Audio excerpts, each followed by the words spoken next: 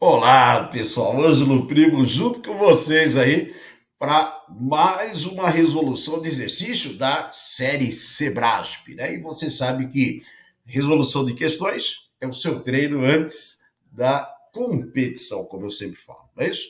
E aí nós estamos iniciando a nossa segunda fase. Professor, mas eu perdi a primeira fase? Não, a primeira fase nossa foi a parte de teoria, né? Tá lá no canal, se inscreva, ative o sininho, né? Tá certo? Se você já está inscrito, ative o sininho, dê o like, compartilhe, né? E a parte de teoria está lá à disposição. Aí você vai, reforça a teoria e depois vem fazer as questões. E nós estamos trabalhando com essa fase de organizadoras, né? Estamos trabalhando com o Sebrasp. Sebrasp é uma organizadora, tem que tomar muito cuidado, né? As questões são curtas, a maior parte das vezes, mas muito, muito delicado, tem que prestar muita atenção, tá certo?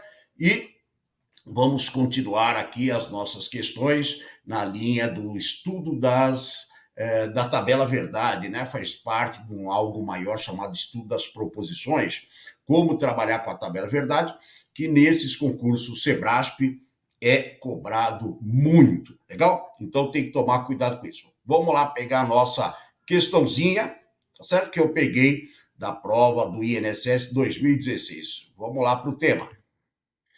Julgue o item a seguir, relativos, né?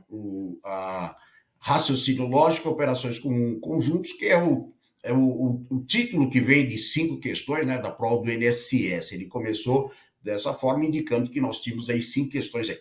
Caso a proposição simples, aposentados são idosos, tenha valor lógico falso, então o valor lógico da proposição, aposentados são idosos, né? Logo eles devem repousar, será falso. Ok? Então, ele diz assim: eu tenho uma proposição composta e eu sei o valor lógico de uma das proposições que a compõem, né? De uma proposição simples que a compõe. Legal. E aí, no caso, então, ele quer saber se só com isso eu consigo determinar o valor lógico da proposição composta como sendo o quê? Falso. Legal? Bom, primeira coisa que eu falo sempre, né, como referência, é verificar o seguinte: o conectivo está aparente, né? É uma proposição composta, sim, mas o conectivo está aparente? Não, não estou vendo conectivo nenhum aí, né? É isso daí que é importante.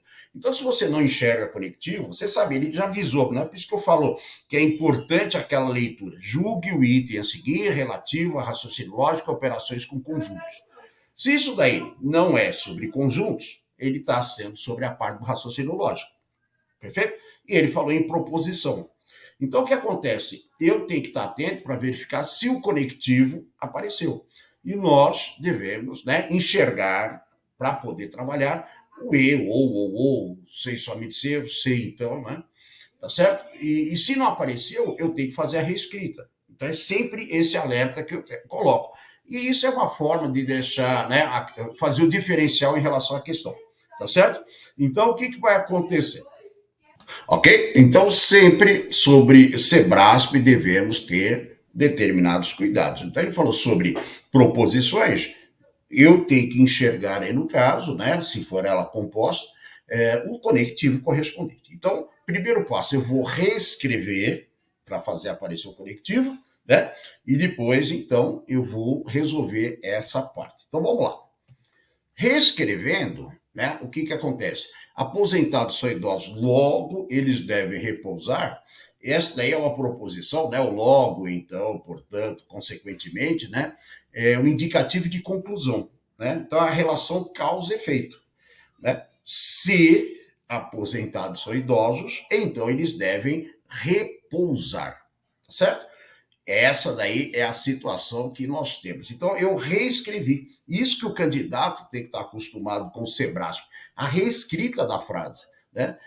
Por quê? O nosso treinamento e a lógica, aí no caso, a proposicional, ela é construída em cima dos conectivos, e os conectivos são claros, né? São aqueles 5 claros determinados. Então, se não aparecer isso, faça a reescrita. Então, essa frase, né, nós vamos reescrever. Então, aposentados são idosos. Logo, então o logo vai virar o quê? O se, né? Então, tá certo? C, então, aí no caso. Legal? Então, nós temos se aposentados são idosos, então eles devem repousar. Pronto. Agora eu estou no mundo da lógica. Desse mundo, ele falou o seguinte: a proposição simples, aposentados são idosos, é falso. Então, onde tem aposentados são idosos, eu coloco como sendo o quê? Falso. Tudo bem? Então, isso eu sei. E ele fala, né? Então, aposentados são idosos é falso, então eles devem repousar, né? E ele não deu o valor da segunda proposição. Eles devem repousar. Ele não falou nada. Então, o que, que eu sei? Eu sei que o antecedente, ele é falso, né? E o consequente eu não conheço. Agora, volta para a tabela verdade do condicional. Sempre que o antecedente, né, que é o aqui representado pelo nosso P, né? Sempre que eu tiver falso, verdade, falso, falso, o condicional, né, no caso, ele é sempre o quê? Verdade. Tudo bem? Então, qualquer situação, né, que eu comece o condicional por falso, independente de conhecer ou não o consequente, porque antes do então chama-se antecedente e depois o consequente. Então, o que, que vai acontecer? Se antes do então, né, nós temos o falso, o que, que vai acontecer pela tabela verdade? O condicional é verdade.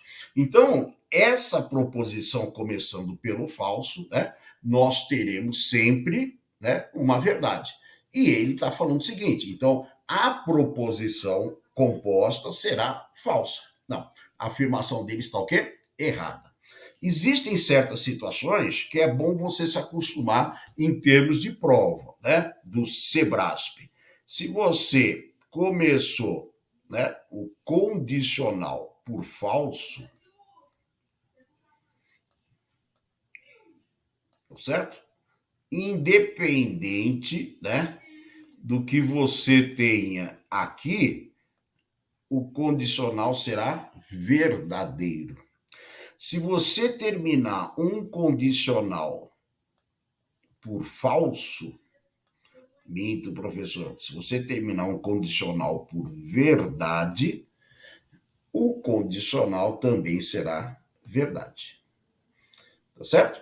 Então, por que, que ele, né, coloca o falso para o condicional? Porque o pessoal está acostumado muito com verdade, então falso, que é falso.